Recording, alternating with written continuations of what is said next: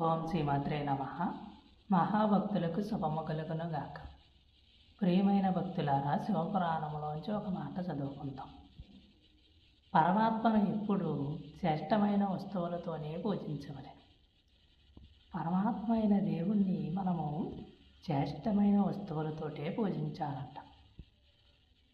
శివరాత్రి అనే ఒక దినము ఉండేది మనకి.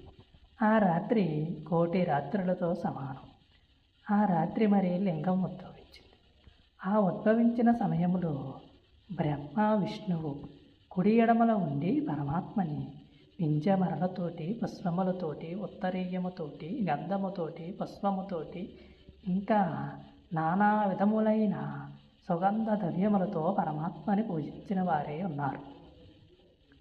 ఉన్నవి నాడు సముద్రము పొంగినట్లుగా శివరాత్రి నాడు పరమాత్మ యొక్క దయారసము పొంగుతుంది. ఆ